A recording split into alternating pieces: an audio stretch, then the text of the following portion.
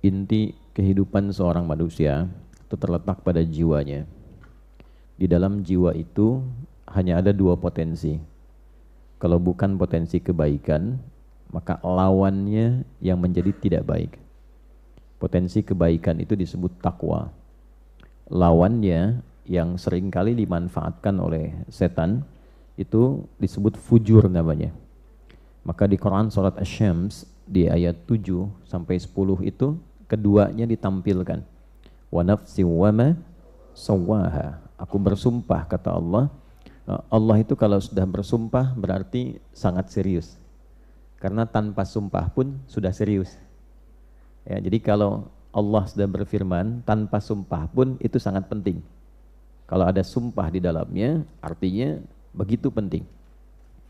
Nah, saking pentingnya kita mengenali diri kita dan mampu mendalami tentang keadaan jiwa kita supaya tidak sakit jiwanya.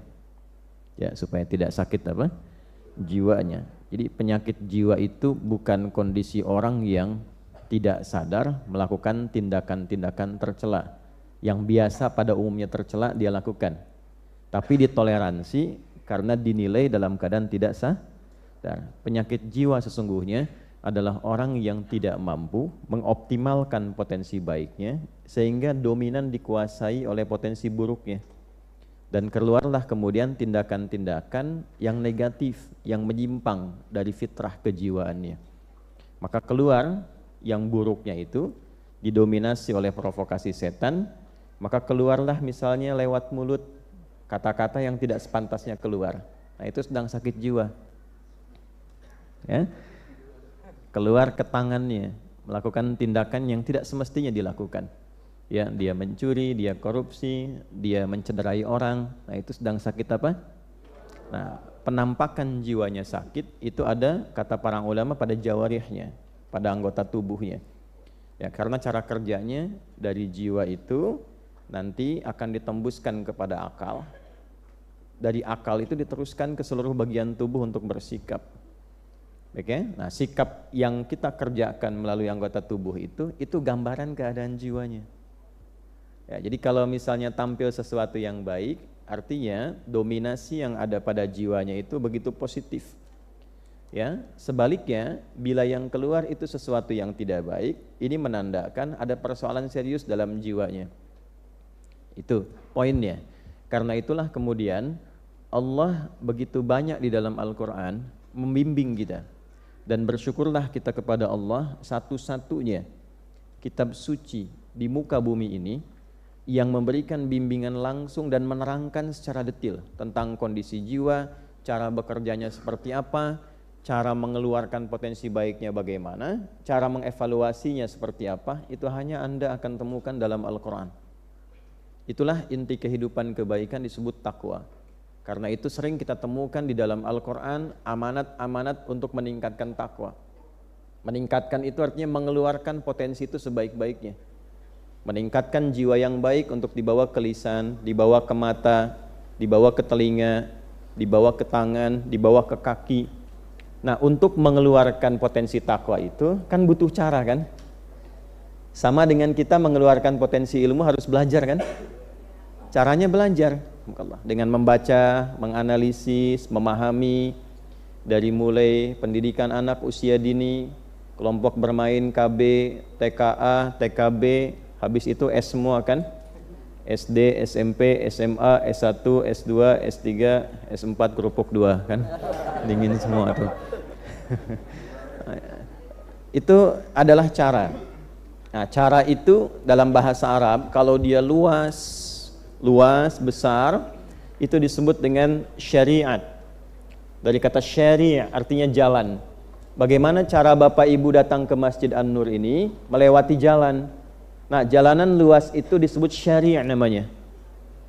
Kalau jalannya itu kecil, kadang berliku, itu torik namanya. Jelas ya? Nah, syari' jalan yang luas. Anda kesini caranya melalui jalan itu. Kita belajar pengetahuan melalui jalan menuntut ilmu. Nah, sama cara kita meningkatkan takwa, mengeluarkan butuh cara. Nah, cara kalau dikumpulkan dalam bentuk ajaran disebutnya syariat namanya. Maka kita temukan di dalam istilah Islam itu ada syariat. Syariat Islam, syariat itu cara kita meningkatkan takwa supaya takwa itu keluar membuat diri kita semakin lebih baik.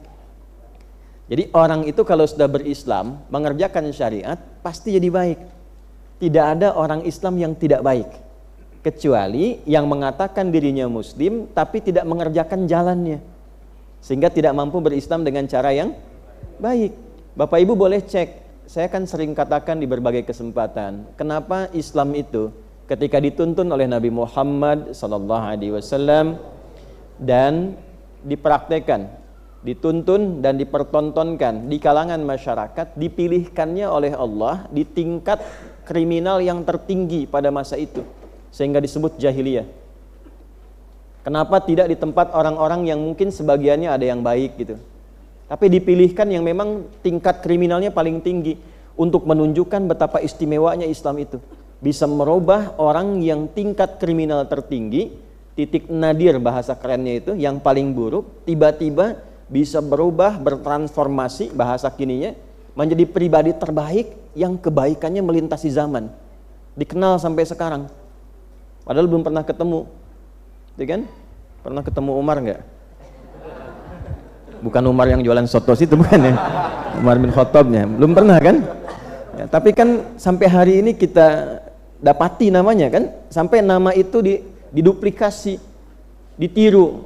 Pengen punya nama anak ya, namanya Abu Bakar. Pengen punya nama anak Umar. Ada nggak yang namanya Abu Dzar Al-Ghifari? Ya, padahal Ghifar itu dulu itu adalah kota begal. Ya, jadi semua orang yang suka begal itu di kampung Ghifar. Al-Ghifari itu artinya kampung begal. Ya. Pimpinannya Jundub bin Junadah gitu. Jadi kalau Abu Dzar Al-Ghifari itu asalnya adalah seorang yang berasal dari kota begal. Tapi banyak kan yang pengen pakai nama itu.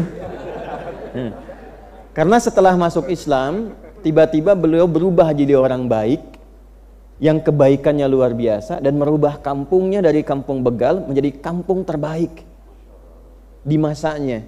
Dan itu viral, sehingga bangga dengan nama daerahnya.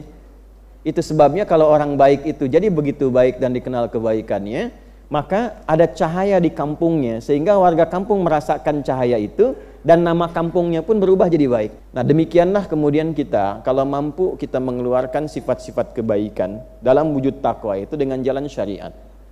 Apa syariat itu wujudnya? Itu yang kita sebut dengan ibadah. Karena itu dalam sholat ada takwa, dalam puasa ada takwa, dalam umrah haji ada takwa. Dzalikal kitabu la hudal lil. Nah, siapa mutakin orang takwa itu? Ayat 3-nya. Alladzina yu'minuna bil ghaibi wa yuqimunas. Nah, jadi ketika ibu, saya, kita diminta menunaikan sholat, bukan ingin memberikan beban, tapi sholat itu akan merubah kita menjadi pribadi yang lebih baik. Itulah sebabnya ketika ada orang bertanya, kenapa saya mesti sholat? Allah langsung jawab, innas sholata tanha 'anil fahsya wal munkar. Sholat itu kalau benar dikerjakan mampu membebaskan pelakunya, orang sholat itu, dari dua sumber keburukan, baik fahsya ataupun munkar. Nah, itulah rahasianya kenapa anak baru fase tumbuh berkembang usia 7 tahun yang diajarkan pertama kali sholat. Mengapa? Karena diharapkan anak itu tumbuh menjadi pribadi yang baik di masa depan. Ya ayyuhalladzina amanu kutiba alaikumus kama kutiba 'alal ladzina min qablikum la'allakum tattaqun. Di dalam puasa ada takwa. Itulah sebabnya kenapa orang puasa cenderung bisa menjadi lebih baik dibandingkan saat dia tidak puasa. Dan ternyata di antara hikmah puasa itu mampu menekan seseorang dari perbuatan maksiat, bahkan sifat buruk yang pernah dia kerjakan. Nah, ini kenapa setiap Jumat kita tiap pekan khatib mengingatkan yuk tingkatkan takwa. Maksudnya apa? Coba evaluasi sebanyak apa kebaikan yang sudah dikerjakan selama sepekan ini dengan status yang melekat pada diri kita. Misal datang ke Jumat ya, ketika mendengar khatib mengatakan, jamaah sekalian mari kita tingkatkan takwa. Lekatkan statusnya. Sebagai anak, berapa kebaikan yang telah kita munculkan kepada orang tua. Sebagai suami, berapa kebaikan yang telah dikumpulkan yang mampu diberikan kepada istri. Sebagai ayah, status sosial dan sebagainya. Nah, kumpulkan itu, jangan sampai kita wafat kecuali sedang patuh mengerjakan kebaikan itu. Itu diantara rahasia. Kalau sudah jadi muslim, pasti insya Allah jika Islamnya benar, syariatnya benar, terkumpul kebaikan dalam dirinya, dan kebaikan yang menghasilkan pahala itu disebut dengan hasanah, dan dengan hasanah itulah kita pulang di dunia sampai ke akhirat. Maka doanya, Rabbana atina fid dunya wa fil akhirati wa qina. Nah,